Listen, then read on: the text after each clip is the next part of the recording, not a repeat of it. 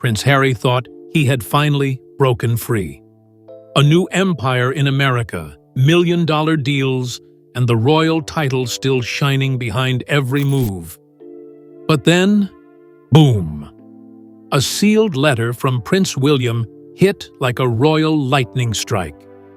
No warnings, no second chances, just a cold, calculated blow that could dismantle everything Harry built. Why did William do it? What does it mean for Meghan? And is this the end of Harry's royal identity? For good? This isn't just family drama. This is monarchy versus brand. And William just made his first ruthless move. Buckle up. This changes everything. The quiet letter that rocked a royal brother. On a cold Monday morning in May 2024, a discreet envelope arrived at the Sussex residence in Montecito. It bore the unmistakable seal of Kensington Palace. Inside was a royal letter personally authorized by Prince William, a bombshell wrapped in old-school formality. The contents were sharp, definitive, and impossible to ignore. In less than 3 paragraphs, Prince Harry was informed that his HRH, His Royal Highness status, would no longer be recognized in any official capacity, effective immediately. The letter made no space for rebuttal. There was no warning, no discussion, and no chance for appeal. This wasn't an interview, a phone call, or a family discussion. It was royal protocol at its coldest. One of the last ties between Harry and the institution he was born into had been formally severed by his own brother. And yet, the language used was calculated, even surgical. Not a word of spite, not a hint of personal tone. Just the palace's decision, stamped, sealed, and sent. Harry reportedly read it twice before showing it to Meghan, whose face reportedly went pale. Whatever hope remained of a soft return to royal relevance had just been erased. This royal strike had been months in the making. William didn't make this decision in haste. The move followed internal meetings held since late 2023, involving senior advisors and legal experts from multiple Commonwealth nations. The team examined the impact of royals using their titles after stepping away from official duties. Meghan and Harry's highly publicized media empire, spanning Spotify, Netflix, and book deals, had prompted a serious re-evaluation of how royalty was being commercialized. William had finally decided enough was enough.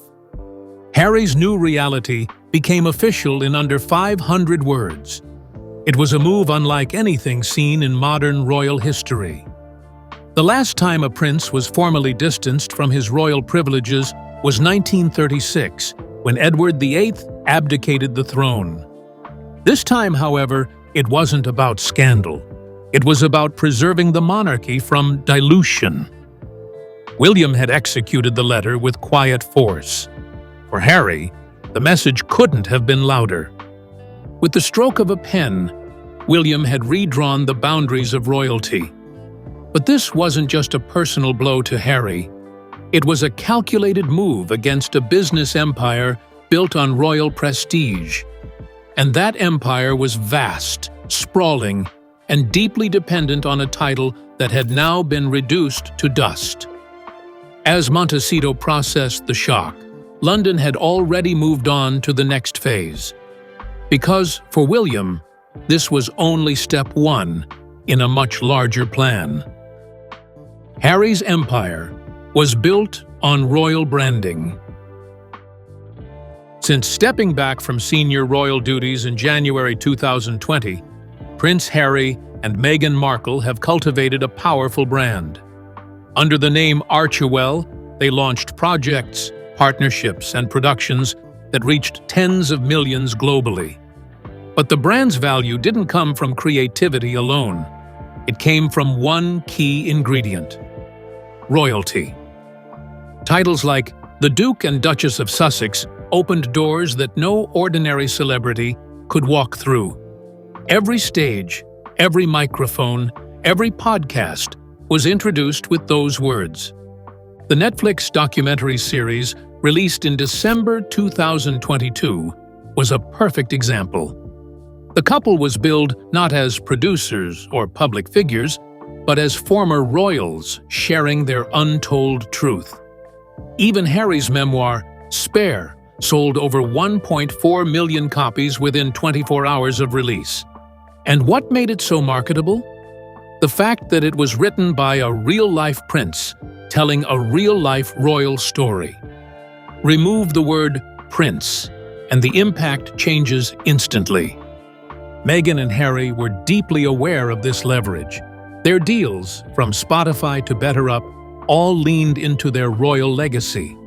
Even when distancing themselves from the firm, they never truly let go of the royal image. William's letter changed that overnight. Without the ability to formally use HRH or refer to royal patronages, their brand's legitimacy started to crumble. Their contracts had clauses built around those identifiers. Suddenly, everything had to be renegotiated or rebranded. What made matters worse was timing. Just weeks before the letter, Meghan had started pushing a new lifestyle brand, reportedly valued at $18 million in early projections. It leaned heavily on her status as a duchess, with products marketed around regal inspiration and palace-worthy wellness. But with the royal connection now legally severed, the foundation of that empire had been shaken. And William knew exactly what kind of ripple effect this would cause. The blow wasn't physical, but it might as well have been. Without the royal fuel that powered it, Harry's business engine began to slow. But many wondered, was this a move of rivalry?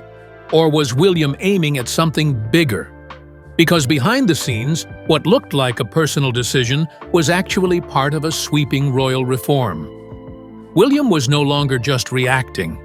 He was rebuilding something ancient, and that meant removing anything that threatened its structure, even if it meant cutting off his own blood. The grand vision behind the royal crackdown. For Prince William, the issue was never just about Harry. It was about the crown, the monarchy, and what those words would mean in the next 50 years. Since mid-2023, William had been quietly assembling a task force of advisors, not just from Britain, but from modern monarchies like Sweden, Denmark, and Spain. Their mission was clear: define who gets to be royal and who doesn't.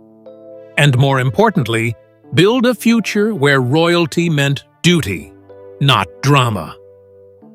At the heart of William's plan was a single word: exclusivity. He believed the crown had lost its shine because too many were wearing it without earning it. The monarchy had become a stage for Instagram updates, Netflix scripts, and Oprah interviews. William's vision was rooted in tradition but forward-facing. Only working royals, those who served the institution full-time, would carry the HRH title or receive royal protections. Anyone else, no matter how famous or related, would be gently but firmly cut off. This framework was already being drafted behind palace walls in early 2024, and Harry's letter was the first public sign of its execution. But it didn't stop there. Insiders revealed that William intended to shrink the active royal list down to just 8 members, cutting out cousins, step-relatives, and any part-time players. It was ruthless, but necessary in his view. The fewer the royals, the clearer the message. Royalty is about duty, not DNA. To enforce this new doctrine, William relied on one of the monarchy's oldest tools: paperwork. Official letters stamped with the sovereign's seal would deliver the news. No debate, no appeal. Once a letter was received, the change was immediate. One such document had already been drafted for Prince Andrew, and others were being prepared for those floating between royal relevance and private enterprise. It was the monarchy's version of spring cleaning. William's secret blueprint to end royal exploitation. Behind the palace walls in early 2024, Prince William was drafting something radical. A new royal code meant to stop family members from cashing in on the crown without responsibility. It wasn't just about Meghan anymore. It was also about Prince Harry, his Netflix deal, memoirs, and podcast appearances. William had grown tired of watching the monarchy become tabloid fodder, while Harry built a media empire on the back of a title he no longer served. He called it the Sovereignty Wall, a new framework that divided royals into two camps: those who serve the crown and those who don't. If you worked for the monarchy, you earned the perks, including the HRH title. If you didn't, the benefits were revoked. The plan outlined a shift from inherited status to service-based legitimacy. This wasn't a theoretical concept. It had already been submitted to royal legal teams by February 2024, awaiting one key signature: the King's. William modeled parts of the plan on Queen Margrethe II of Denmark, who in 2022 stripped her own grandchildren of titles to modernize the Danish royal family. He believed the British monarchy needed to follow suit, or risk fading into irrelevance. According to insiders, William's exact words in one private meeting were, "If we don't evolve, we vanish." He wanted to draw permanent boundaries between celebrity and royalty. The blueprint proposed reducing the number of working royals from 15 to 7 within the next 5 years, and required measurable contributions, public engagements, hours served, and diplomatic assignments. By March, the plan was complete. William knew it would upset Harry, but in his mind, protecting the monarchy was bigger than brotherhood. With the Sovereignty Wall plan complete, William's next move wasn't about theory, it was about execution. One name topped the enforcement list: Harry. His growing business ventures, especially in the US, posed a direct challenge to the institution's integrity. William knew he had to strike before it got worse. And so, he drafted a letter that would become one of the most defining messages in modern royal history. It wasn't loud, it wasn't public, but it would change everything for the Duke of Sussex. Prince Harry's empire faces the royal axe. By April 2024, Harry's business empire was running on full steam. With partnerships in Netflix, Spotify, and a booming public speaking circuit earning up to £500,000 per event, he had become one of the most commercially successful ex-royals in history. But there was a problem. Almost every venture used the Duke of Sussex brand, an identity still rooted in royal privilege.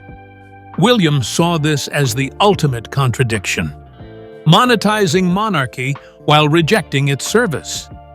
William issued a confidential memorandum through the Royal Household Legal Affairs Office. It stated that any use of HRH or the Duke of Sussex in commercial or political contexts must be formally reviewed. The announcement sent waves through the Sussex camp. Meghan's lawyers reportedly called it a hostile maneuver. But William's team insisted this was a matter of national interest, not family drama.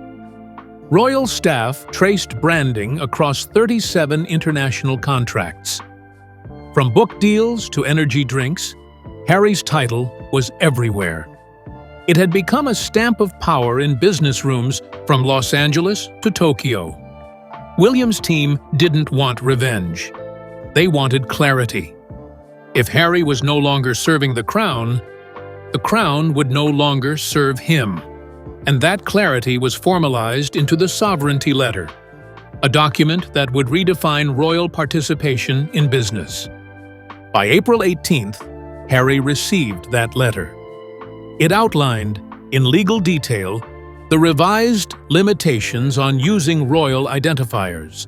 Though he would still be known as the Duke of Sussex, the use of HRH would be frozen indefinitely. Harry's team tried to challenge the decision, but the monarchy had closed every loophole. This wasn't a suggestion, it was policy. The legal lines were now drawn. Harry, once a prince of service, was now treated as a private citizen. But his camp wasn't ready to back down. Meghan, ever the strategist, was already planning her next move, one that would take the royal battle straight to the public stage. A new brand, a possible trademark, and a media blitz.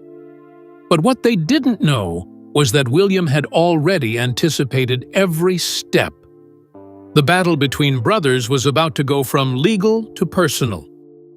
The trademark gambit.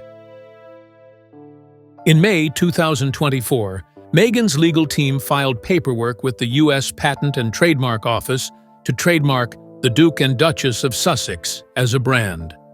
The move was bold, maybe even brilliant.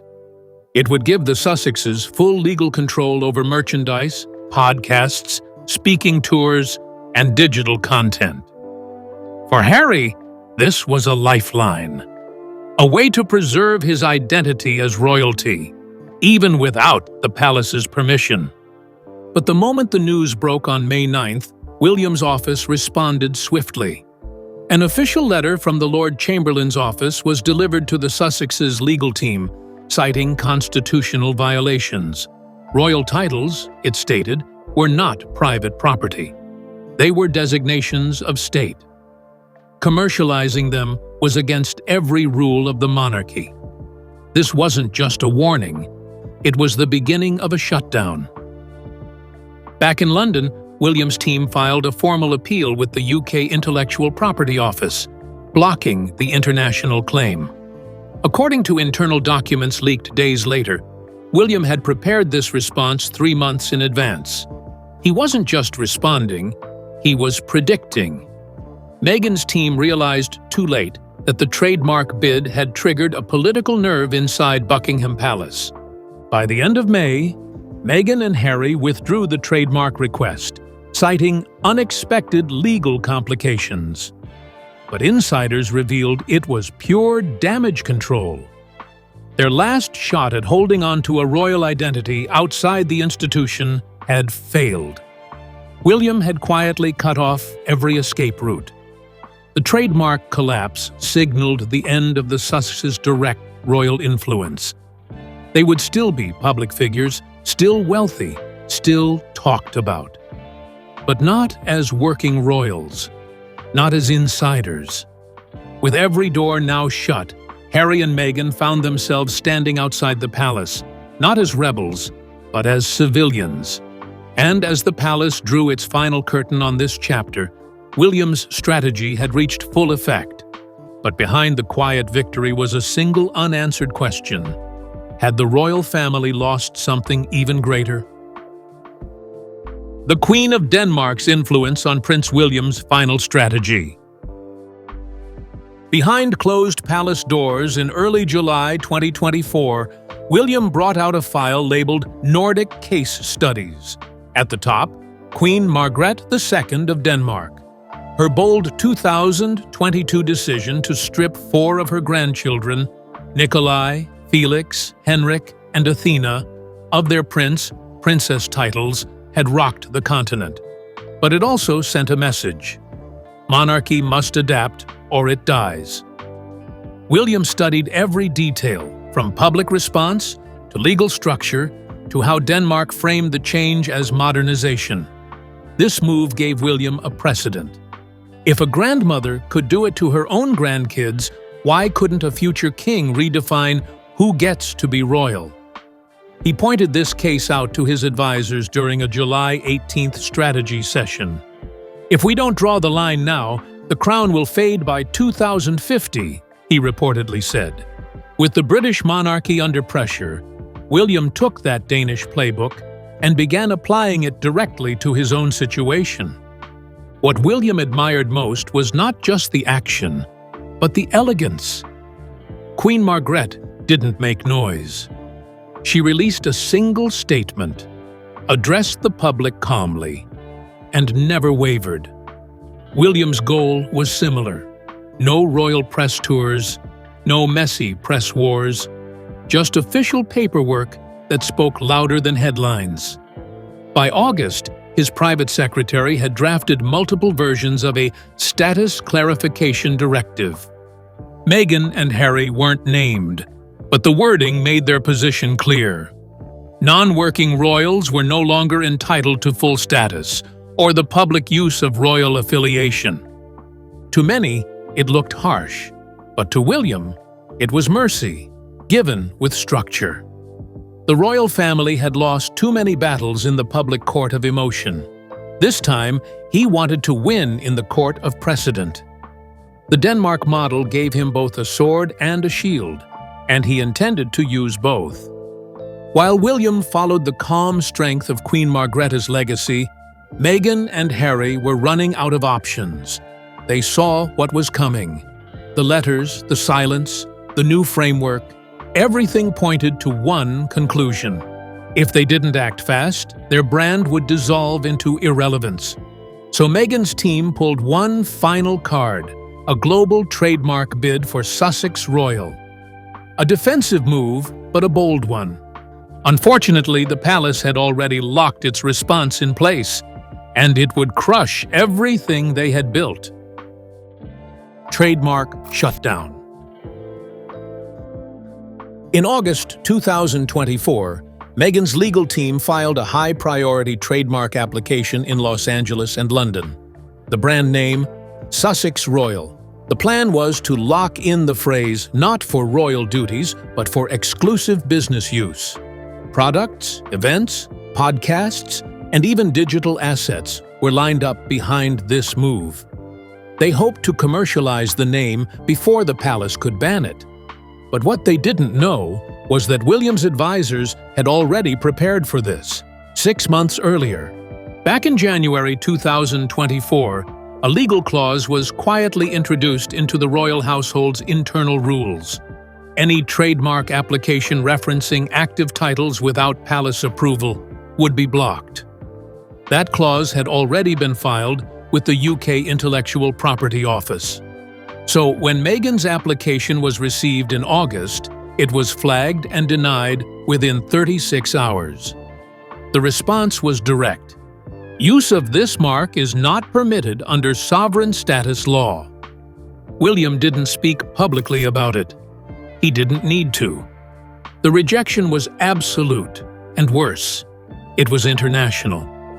Meghan's attempt was also blocked in California, where local authorities deferred to royal protocol due to pre-existing protections on names linked to state entities. It was a double defeat, legally and symbolically. Even Harry was said to be stunned at how fast the door slammed shut. The trademark shutdown didn't just hurt their legal ambitions, it undermined their brand's momentum. Media outlets began pulling back. Sponsors hesitated. Internal meetings in September reportedly became tense. Meghan's team discussed shifting to personal branding only, dropping the Duchess entirely. But it was too late. The silence from Buckingham Palace was already echoing through global headlines. The failure of the trademark bid wasn't just a business loss. It was a public statement from the monarchy. The titles were no longer theirs to use. As the dust settled, the Sussexes had to ask themselves a hard question. What now? Behind them was a trail of headlines. Ahead of them, uncertainty.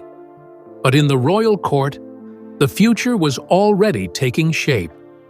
And William wasn't done yet. One last policy was about to change the monarchy forever, and it involved rewriting the rulebook itself. William's Monarchy 2.0.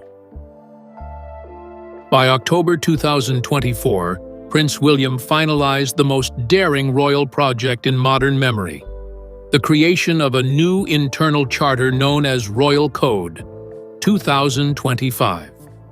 It was a 42-page document that redefined how royals are identified, titled, and allowed to operate. The charter was drafted in collaboration with advisors from Sweden, Spain, and Germany, each having faced similar modernization waves. But this one went deeper. It had one goal: tighten the crown around service. The code had 5 key points. Only working royals may use formal titles in public. Royals must spend a minimum of 200 service days per year to retain status. Public commentary about the crown is banned under duty rules. Commercial partnerships must be approved in advance. All royal titles must be renewed every 5 years, with sovereign approval. The palace released the document quietly on October 17, 2024. It wasn't flashy, but it was firm. The new rules weren't about stripping, they were about clarity. In William's words, the crown cannot float. It must be anchored in service, not spotlight. With this framework in place, the lines were now crystal clear. There was no more guessing who counted as royal. There were rules, and everyone had to follow them. This marked the start of what many historians now call Monarchy 2.0. A streamlined, merit-based system focused on survival over sentiment. It was bold, but to William, it was inevitable. And it showed that the prince wasn't waiting to be king. He was already ruling, just from the shadows of tradition. As the new rules settled in, the question everyone was afraid to ask finally surfaced. What would become of Harry and Meghan now? The code had made their position nearly impossible, their brand weakened, their titles frozen, their relevance hanging by a thread. But even with everything stripped away, one final scene was left to unfold. A message sent, not by William, but by the crown itself. A closure letter that would end the saga once and for all. The final goodbye. In November 2024, as autumn leaves fell over Windsor, a final royal envelope was sent to Montecito. This time it wasn't from William, but directly from King Charles III. The language was neutral, but the meaning was absolute. It read, in part, "Your contributions have been noted. The institution thanks you for your service. We wish you peace in your independent journey." It was the official end, a document of farewell bearing the sovereign's seal, archived under royal law. Harry sat quietly after reading it. Sources close to him say he didn't argue, didn't question. The battle was over. No more titles, no more negotiations. Just a quiet acknowledgement that he had chosen a different path, and that the crown had accepted it. Meghan, too, received a copy. Her team went silent. Publicists canceled 2 upcoming interviews. Sponsors quietly backed away from campaigns with royal themes. The story had closed. And yet, the letter wasn't cruel. It didn't scold. It simply marked the end of their royal chapter. A final, elegant cutoff. Historians will likely cite it for decades. The moment 1,000 years of tradition and adapted to protect itself. In less than 500 words, the monarchy had drawn its final line in the sand. Back in London, William reportedly stood at his office window after the letter was dispatched. No celebration, no comment, just silence, and the knowledge that he had done what he believed was right. He hadn't punished his brother, he had preserved the throne. So now, with one powerful stroke, Prince William has redrawn the royal map and left Harry's empire hanging by a thread. Titles revoked, plans dismantled, public image shaken. Was it justice, strategy, or something deeper? Either way, the message is clear. The monarchy will no longer bend to rebellion. What happens next for Harry and Meghan? Will they fight back or fade quietly? Drop your thoughts below. We want to hear from you. Don't forget to like, share, and subscribe for more royal bombshells.